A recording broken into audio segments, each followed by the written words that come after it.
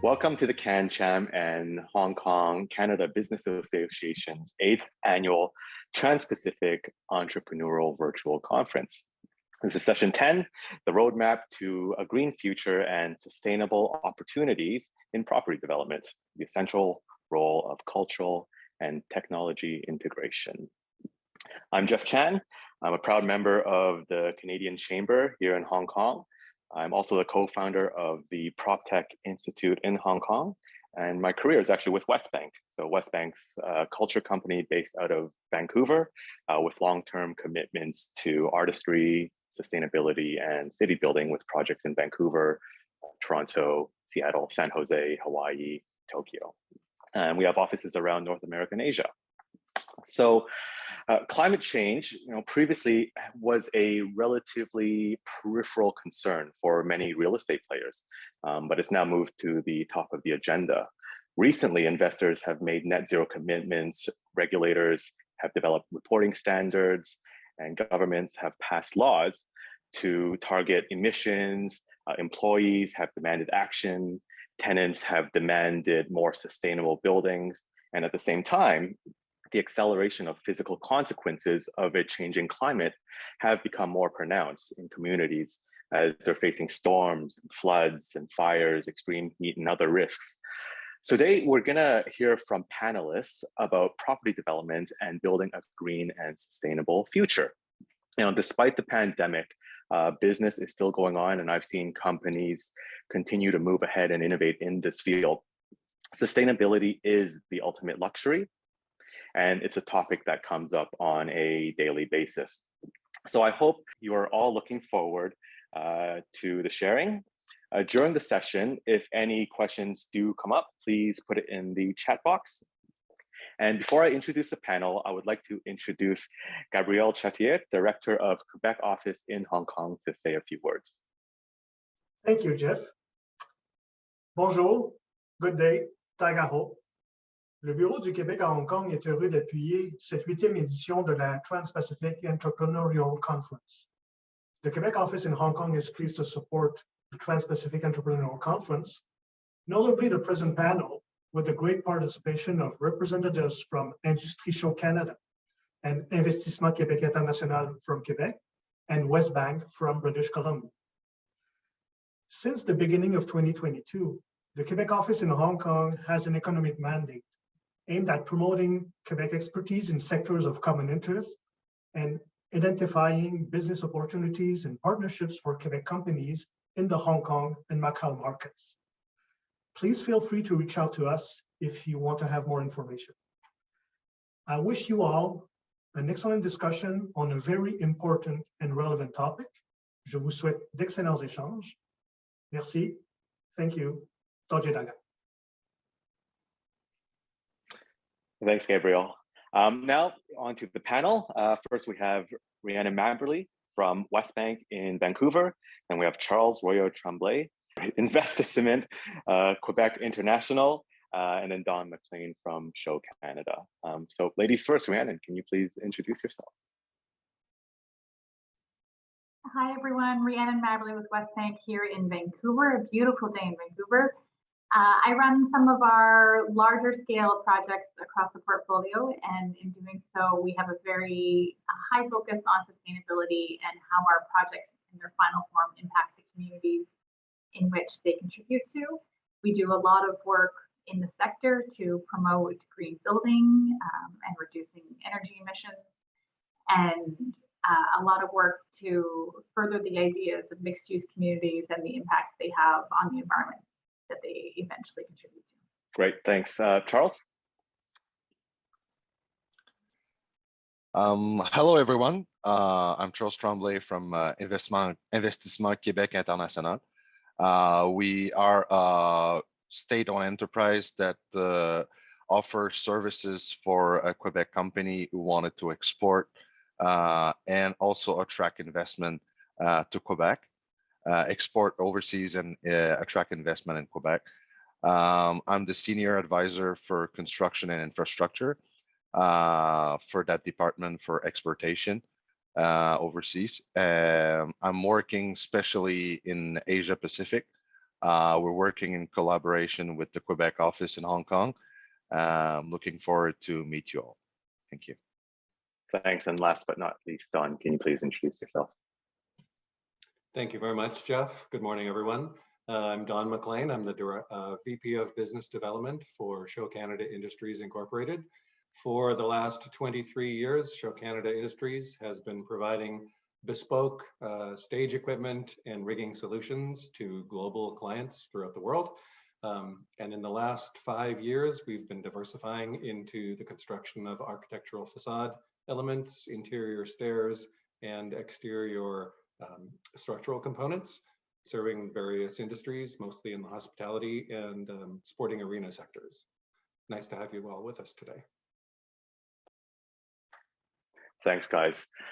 So cities represent something of a climate paradox. On one hand, they're the answer to global warming. Think efficient land use building up more than out, which means fewer people are commuting and more land for farms and forests that sustain us. On the other hand, cities are energy hogs. According to the UN, urban centers consume about 75% of the world's primary energy. And this energy is directly harvested from natural resources and emit between 50 to 60% of its greenhouse gases. Building operations alone represent about 28% of global emissions. For decades, coal, oil, natural gas have fueled residences in the cities that we're in. However, developers are now really embracing ESG principles and moving towards a net zero future. So I'm going to open up the panel by asking, what is the goal of sustainable development and why is it necessary? Maybe Don, you can chip in first. Certainly, thank you, Jeff. So sustainable development speaks to all of us as responsible global citizens to do our part to improve the environment for ourselves and most importantly for our children, I believe. So we've got a commitment to make small individual changes that impact and resound globally. Thanks. Rhiannon, anything to add to that? Yeah, I think, it's absolutely true. Our cities are the biggest energy hogs when it comes to development. But certainly when we consider that energy use on a per capita basis, we know that cities are the home of our future and our answer to be able to live in a more sustainable way. So for us, sustainable development really means the effort to transform that thinking and that built form from an energy hog to a neutral environment. The very notion of development means we're taking something away, we're using resources to build something and to create something that lasts. So the key for us is to do that in the most mindful way and the most low impact way, so that what we're leaving for the next 100, 200, 300 years has a positive impact and not a negative one. And we've certainly seen our societies and our major cities, certainly places like Hong Kong, Shanghai, Tokyo, Vancouver, San Francisco, move towards that notion that our cities are the answer, not the problem. Yeah, for sure. Thank you. Charles? Thank you, Jeff. I think the main goal for every city around the world is to pass over 4 different large phases of development. The first phase is basic infrastructure. Second phase is well-organized infrastructure and basic housing. The third will be fully operational infrastructure and creation of wealth and value. The fourth phase, that is what is our concern right now for Hong Kong, Guangzhou, Shenzhen, the Liusanjiao. It's for the revitalization and increase of well-being and quality of life of the citizen. I think different phase of adaptation of goals of sustainable development, different type of approach. In the fourth phase, that is the case here. I think the concern is mostly saving energy, wasted material, and efficiency. And energy needs to be, by all means, to be safe, well managed, and recycled. The material need to adapt to the efficiency and durability, built with recycle and environmental component, and trying to reduce the waste. And the efficiency is a bit more complex because it's touch a larger scope of approach. It's to innovate building and infrastructure technology and the quality of management of those infrastructure. Basically, I think the main goal is to increase every existing infrastructure to their maximum efficiency and to reduce the waste as much as possible. I think for Hong Kong, sustainable development especially means ethical approach for environmental and global warming reason, obviously. Manage the increasingly low volume of renewable energy source that have in Hong Kong because it's an island and it's very limited. And especially, I think it's a very important question is to reduce urban sprawl and maximizing the use of existing infrastructure. Yeah, I think that's interesting that you brought that up about the technological side as well, because significant reductions in emissions associated with real estate can be achieved with positive economics through technologies that already exist. For example, upgrading to more energy efficient lighting systems, installing better installations that have positive financial returns. But then there's now newer technologies allowing low carbon and heating and cooling systems, such as heat pumps, energy efficient air conditioning, as a few examples. So maybe just follow on with that. How has technology been integrated in your work or your sector, and how is it advancing in this field? So I think that as a provider of stage equipment and custom architectural elements, we're challenged because we are very good at moving really large things through space, and that inevitably takes energy. So we're always looking for more energy efficient means of motive power, changes in motor structure, using ways to leverage. Gravity is a big friend of ours in terms of making our product more efficient. We use a lot of LED lighting now that we didn't used to use before. We were definitely energy hogs when it came to incandescent lighting because that's what the designers loved. Fortunately, technology in the entertainment sector, as it relates to architectural lighting, etc., has come a long way in terms of giving many options, which didn't exist even 2 or 3 years ago, to give a sense of well-being, as Charles mentioned earlier, in the environment. So the space feels much better. It's more environmentally friendly. It's more germane and more comfortable to the people who are living in the housing units.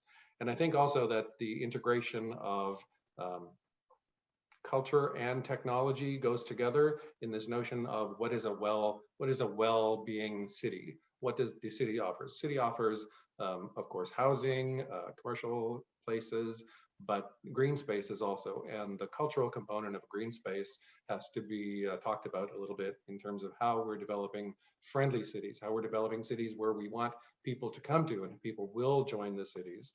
Again, freeing up other land for other uses and reducing that footprint. Yeah, anything to add to that, Rhiannon?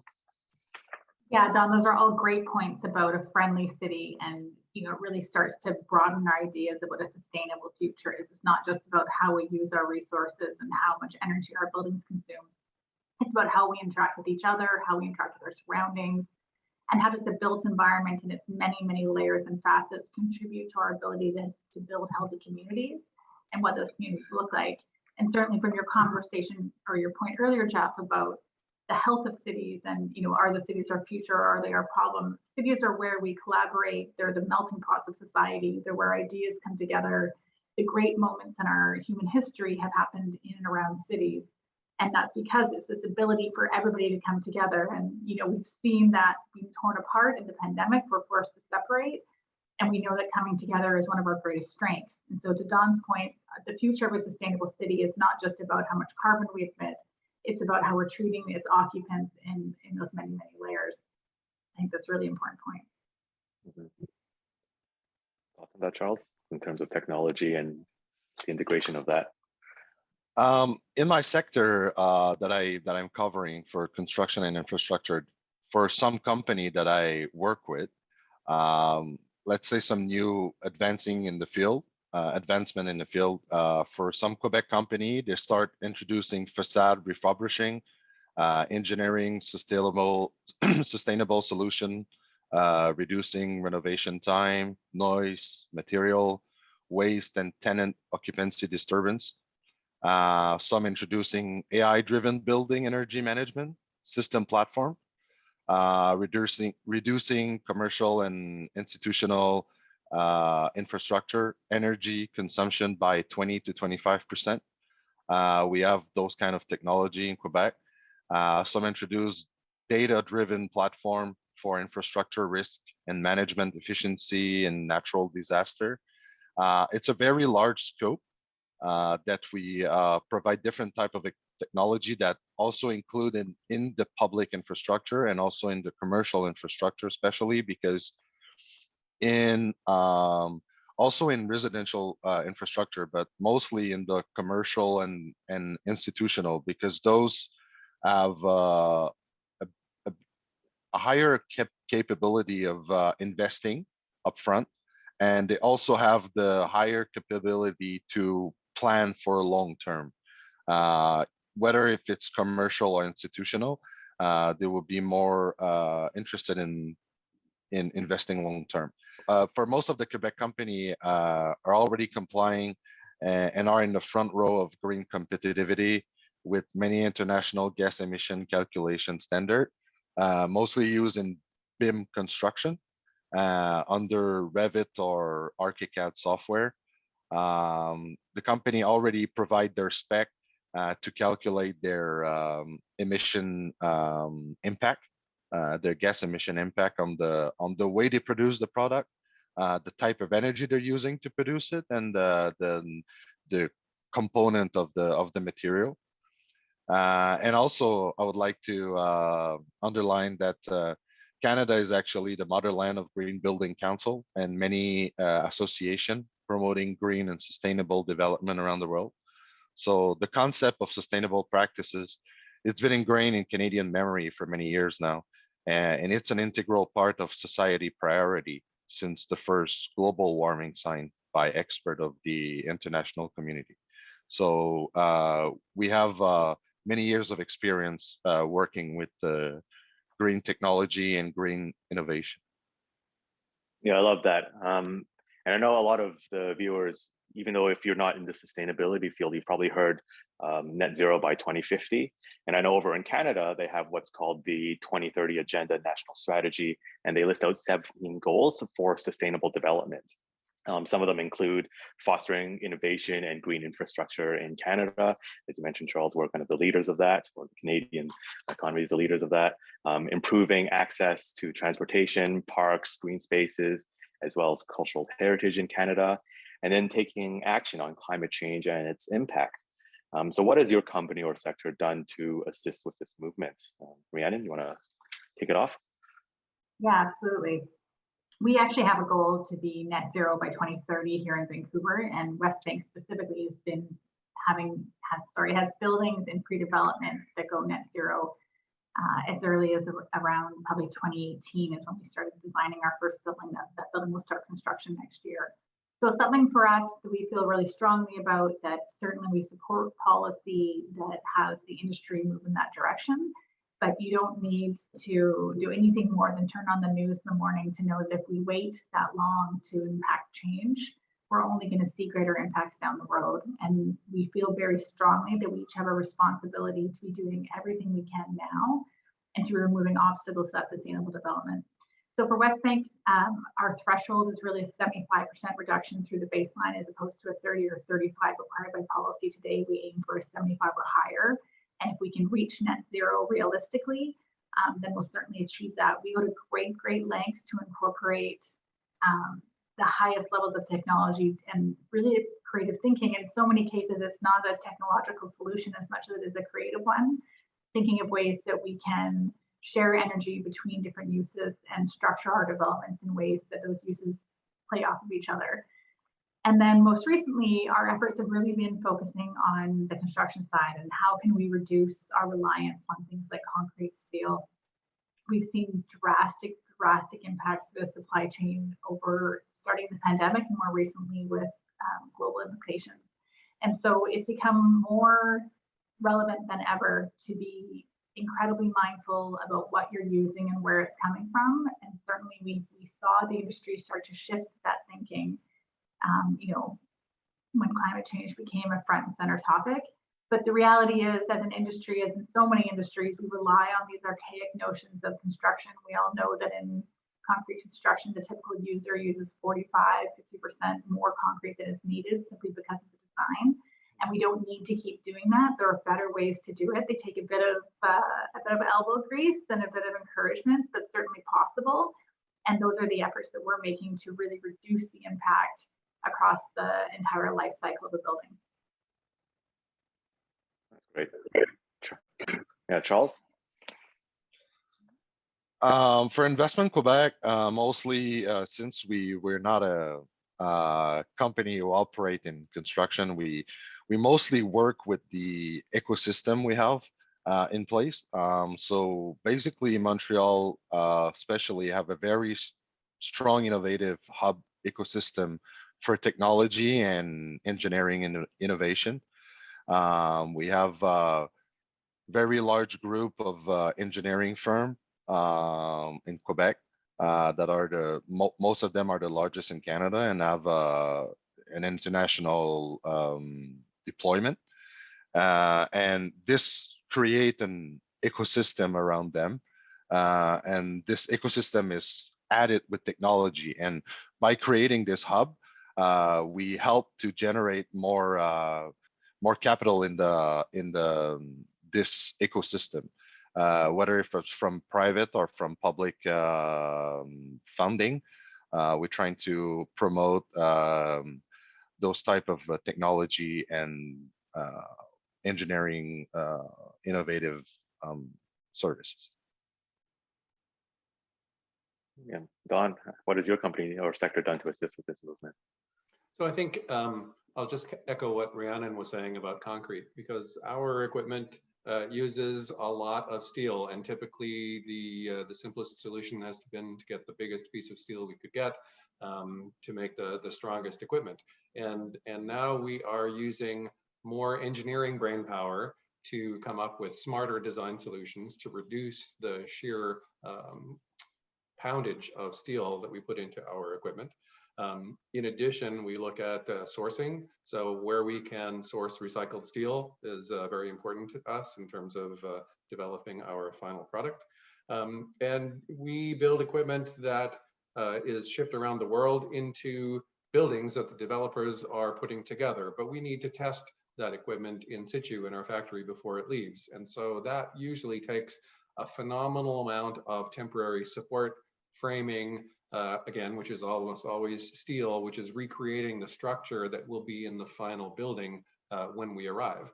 And we've started to, over the last few years, bank up an inventory of those steel members that we don't sell for scrap anymore. We keep them. And so we're warehousing that type of material that we can reuse over and over again, reduce, recycle, reuse, to avoid using more natural resources when we can just have it in the storage yard and bring it out when it's required. It's a little bit more of an investment in terms of our long-term planning, but it shows us benefits in our resource allocation.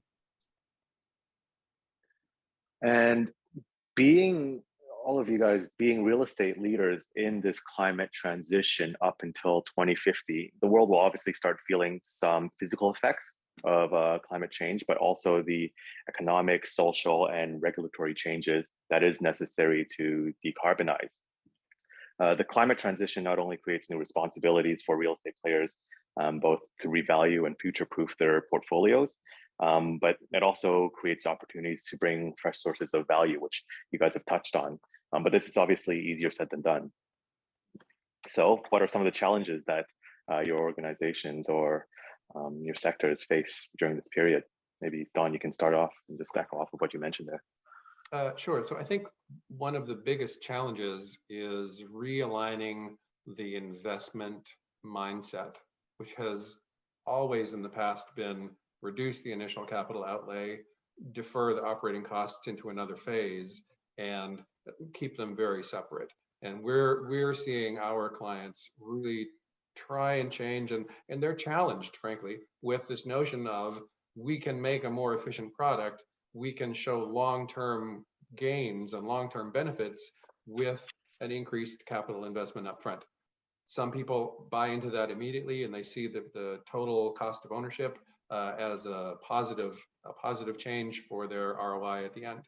Some clients are still a little bit more old school and they really want to see what's the best bang for the buck I can get today for what I'm doing. And so we try and work with them to look at spares holding, to look at reduced operating costs, to look at reduced maintenance costs by changing the kind of tier of the equipment that we can provide from a longevity point of view, because all of that maintenance, preventive maintenance, replacement, that all has opportunity costs that need to be looked at upfront when we're doing the engineering design. If we can break through that kind of flip that switch in the mindset, then I think that we're on our path to being more sustainable. Mm-hmm. Yeah, Charles, want to add to that?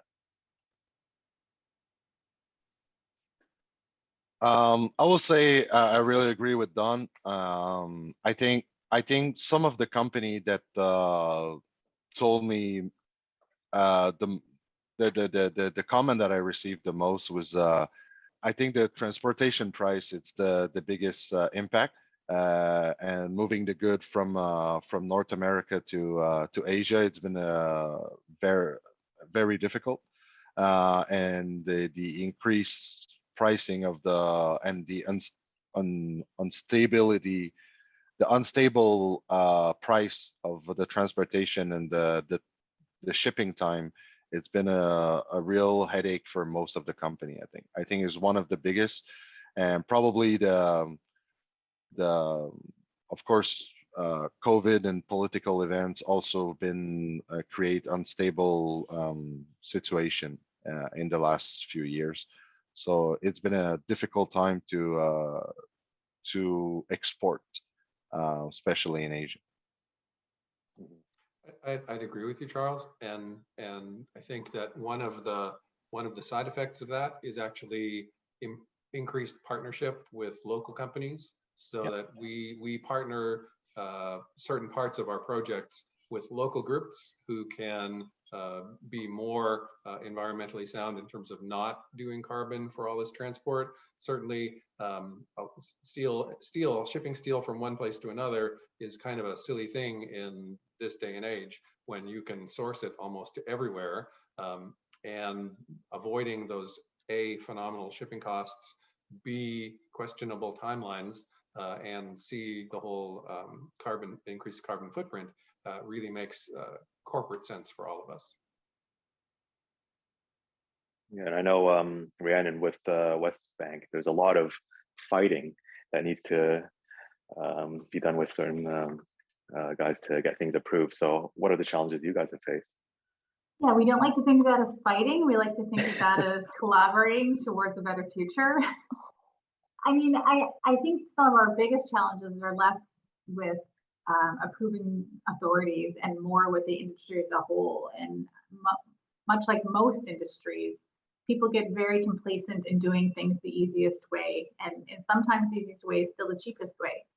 And changing that mindset, changing how we evaluate an impact or how we measure success really can be an uphill battle. We've certainly seen such a huge shift over the last decade in how people think about climate change and how people think about how we contribute to these issues, which is a huge help. But we have a long way to go as an industry. We have a long way to go to making people realize that every, to use Don's example of concrete, to layer onto that, every ounce of concrete that we pour that we don't need is an ounce of fly ash that's being mined somewhere and being transported. And all of that has a massive, massive cost that we don't really see and pay. Often the cost that we pay for a material is not the true cost of that material. It certainly doesn't take into account the impacts of the environments for which they came from. And most times people don't know. You don't know where your concrete comes from. You don't even know what goes into concrete, which is fine. That's why we have jobs to know that stuff very well and to really be able to think about how we can do that better. So for us, I think we are constantly on this uphill curve to really encourage everybody to think not just it can be done this way, but it can be done another way. And oftentimes that other way might be a bit more difficult. If you're the first, it is most definitely more difficult. It's always hard to be the first. but it does allow you to force people to think about the realm of possibilities and think about how we can all be contributing positively. I think, you know, we've seen global events happen over the last couple of years of people really coming together and wanting to be a positive impact and wanting to contribute to change in a really positive way. And I think so many people in both real estate and in many industries are really looking for a way to be a part of that success. And we're certainly always seeking those people who want to think about things from a slightly different lens. Yeah, and you've all brought this up, and it kind of seems like it's a major talking point. And several major real estate companies have actually conducted climate stress tests on their portfolios and found a significant impact on their portfolio value when looking at potential losses, debt on portfolios, you know, potentially doubling over the next several years. And I actually read that McKinsey, in one of the research papers, they estimate that approximately 9 trillion in annual investments will be required to support this net zero transition. So how are developers, or how are you guys taking into account and justifying these increased costs? Rhiannon, do you want to? Yeah, I can start with that. Sure. Off? Yeah. I mean, I think in so many ways this goes back to how we attribute value. How, when you say something costs more, if you're saying that it costs you more to pour less concrete, it costs you more to use less material because you have to have a new innovative way to structure, say, a slab pour, or the way you run copper in your buildings, or the amount of steel that you're using. And steel is a great example in this climate. It really comes down to how are you valuing the fact that you can use less material? How are you valuing from a building perspective, from an asset perspective, once you have a built form and you're handing somebody keys to their apartment building or their office building or their park? How are you valuing that this asset has used 50% less materials than its predecessor or its comparable? And, you know, historically across our industry, across all facets of it, not just from a buyer or a user, but also from the financing side, from a municipality, from a developer, we all saw it the same way. We're not concerned with how you built it or why you built it. We're concerned with the end product. And only more recently on the finance side have we seen people be highly concerned with the end product's performance. How well does it perform on an ESG scale? How much energy does it use? What is its carbon impact? And so we see people asking those questions, which is a great first step in, you know, really looking at the full picture and how we value an asset. But for us, when we're making those decisions, when we're deciding whether or not to build a LEED Platinum building or a LEED Gold building rather, for LEED Platinum, the question is not for us, how much more will it cost us to go from LEED Gold to LEED Platinum? Or how much more will it cost us to go from a 75% carbon reduction to net zero? The question for us is, how much more valuable is this net zero building? And when you change the way you think about it from the end goal, you can work backwards to then rationalize what is possible. And you know, that's certainly a part of us. We at Westbank like to say, if you're not making money, you're cheating. We're a for-profit company. We're not a charity. But we don't feel good building a building that we can't be proud of and look back on in a decade or 2 decades and say, we did our best work. We did the best with what was available to us. And sometimes we beat ourselves up because you can always do more. But we try incredibly hard at Westbank to really be impacting the environments with which we develop in positive ways, because these buildings do last for so long. We still have buildings, obviously, in our portfolio that were built the first year we were incorporated as a company. So you can't look back and be proud of what you built. For us, that's not a area we want to be involved. We don't want to build things we can't be proud of. And so it really is just a different way of looking at it. We've built an entire reputation on standing by that promise. And certainly the market has awarded us, knowing that not just we've done it once, we've done it now several dozen times.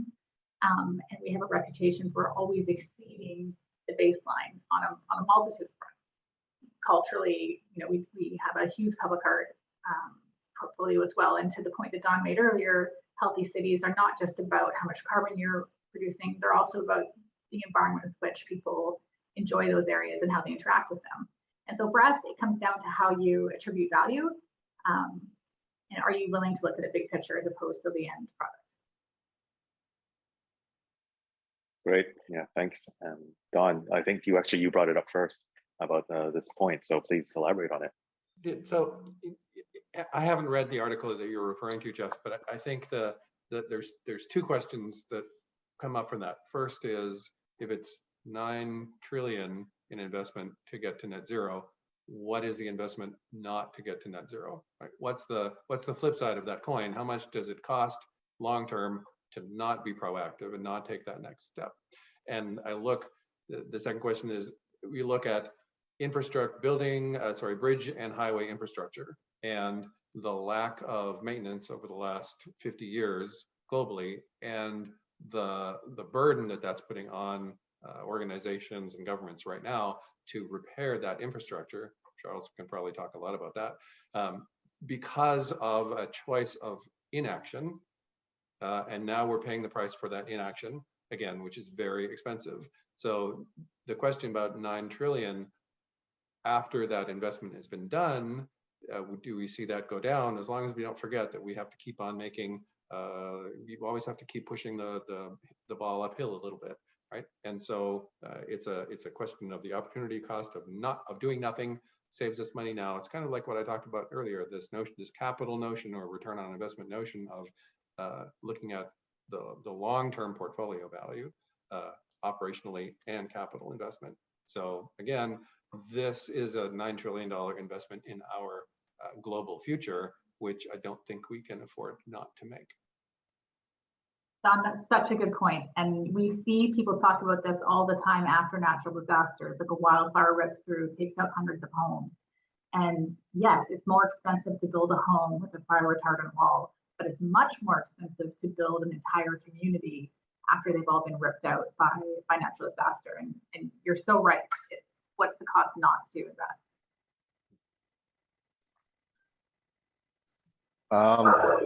I think for the public sector perspective, I really do agree with the infrastructure that Don just explained. I think it's more costly to not act than acting, even if it's very costly. But from a private sector side, I think also, especially when you look at, for example, Hong Kong, when you look at the very high value land and building that exists on those land, most of the green revolution for building or for technology will be data driven, will be driven by data. If those buildings are refurbished or revitalized to be updated to new technology, to new material, most of those buildings that have already prime location, that will be already, that even if they refurbish for 6 months, they will still be in very high value and even higher value that they were before the refurbishing. So honestly, investing in those technology and those material to reduce the cost of your bill energy, to increase your rent, and to have more data about your building that will provide you probably some incomes in the future by having this data. And also, for example, some technology that we offer in Quebec offer the possibility to recycle your energy. So for example, for someone, for a developer who have a parking lot of 3 floors in Hong Kong, you will be able to have charging a station in the parking lot and to resell the recycled energy in those parking lots with the energy that he saved. So basically it's free money, and they can ask people to pay for that charging station in those parking. So there's many advantages to upgrade those buildings. And by upgrading those buildings, you're also being a very green action, because you don't build new building in the far away from the city center, because people want new location, new building, new spaces. There's so many ways now with the new technology we have and the innovative engineering we have, engineering, sorry, that we have to refurbish those buildings that there's just, it's so not sustainable to just keep building more far and more far new building just to have new building. So I think this is a key that also can have really high return on investment for private sector. Thanks. No, that's a really good overview, everyone. I appreciate that. So we have about 5 minutes left. So I'm just gonna wrap it up with a speed Q&A. Maybe we'll go Don, Charles, and then Rhiannon. So the first question is, what's your favorite green building or project, or which one are you most looking forward to?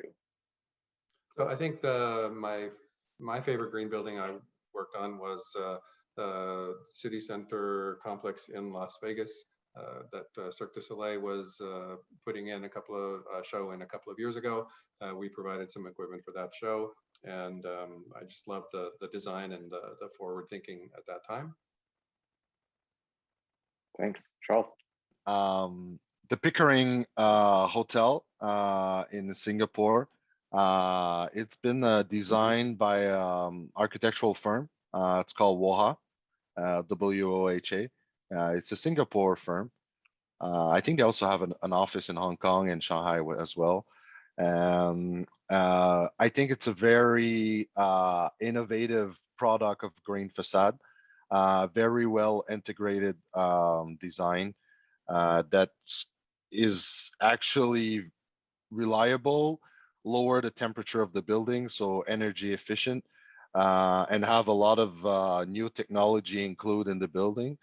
So I think it's a very interesting project that I visit personally in Singapore not a long time ago. Awesome. Rhiannon, please share. I shamelessly pick the project sitting right behind you, Jeff, is the Oak Ridge redevelopment. Oak Ridge is a project that I run personally, so this is a shameless plug, but it really is one of my favorite examples of what you can do when everybody wants to do a bit more than what is required. Oak Ridge has an 80% energy reduction, and amazingly, it uses 90% less water than is required through the use of groundwater aquifer that it happens to sit on top of.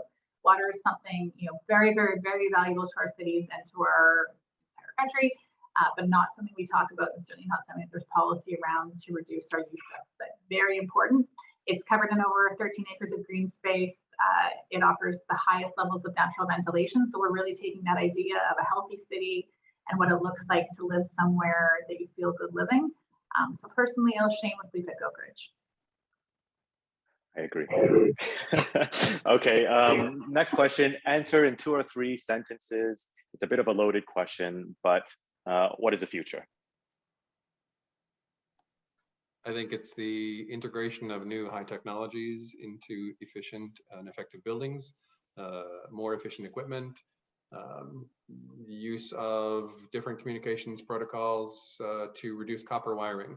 Back in the day, we would do home runs of copper for miles and miles and miles, all from central technical rooms. Now we have one Cat6 cable. It carries all of that similar data and huge savings in materials and labor for installation. So I think it's increasing speed of high-tech integration into new buildings. Awesome. I think will be one of the biggest challenge we will have going forward is to manage the data we have. It's to really understand everything we have in hands to be able to get something out of it. Because we have so much more data that we can analyze at the moment. And there's so much information that we can get from the experience we have from the past with infrastructure or with different type of buildings, and we make some good ideas and also some mistakes, and a lot of data can explain all that, but need to be analyzed, need to be interpreted. So I think this is the biggest challenge. But looking forward, I think everything will be driven by data, the technology, even the way we position and we do architecture will be influenced by data. The way we position the building according to the sun exposure, and the way we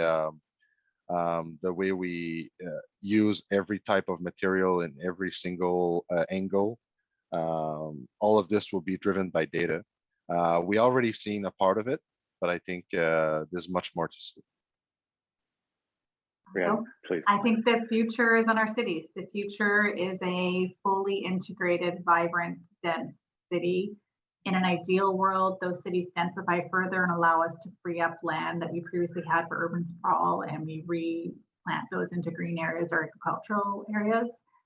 I think to Charles's point, the future is highly integrated and highly technological. It knows when your electric car is fully charged and it drops off your feed and gives it to somebody else. It knows when you're not home, so it doesn't heat an empty home. Your lights don't stay on for a week because you forgot to switch them off when you left for a business trip. It's green, and not green in the sense that we're using less energy. It's green in the sense that it's highly planted. There's trees everywhere. We have agricultural nodes, so we're relying less on transportation to transport our most basic goods where possible.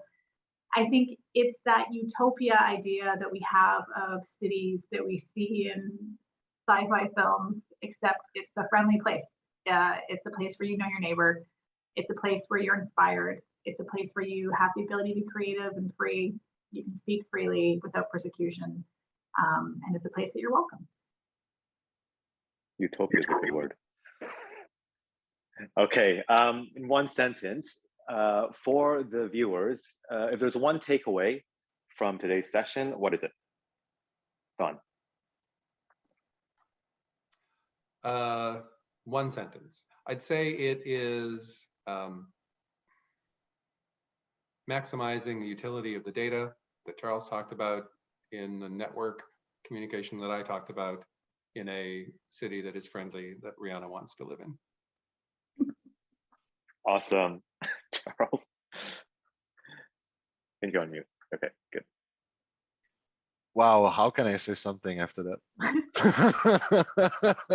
Sorry. I need to think about it. I need 1 second to digest all that.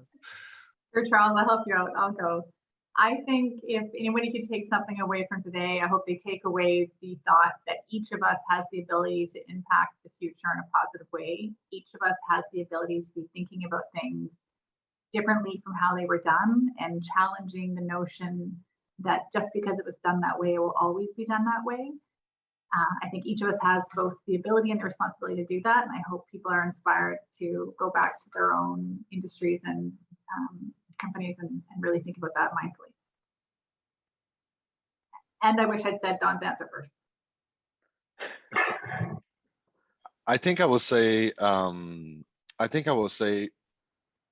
sadly, to speak about COVID is sad, but honestly, COVID teach us like a harsh lesson that is, we need to care about each other. The choice we make influence everyone. So I think people should carry that with sustainable plan, in thinking that, you know, every decision always influence every others, and the path need to be leading by our leader from the private and the public sector to lead the way, to encourage everyone, like it happens in COVID. So hopefully that's what we're looking for.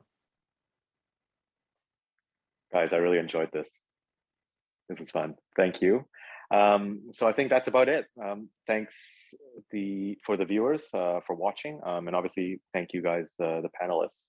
And if you want to connect with any of the panelists, look them up on LinkedIn or come to the networking session afterwards. That's it. Thanks a lot, guys.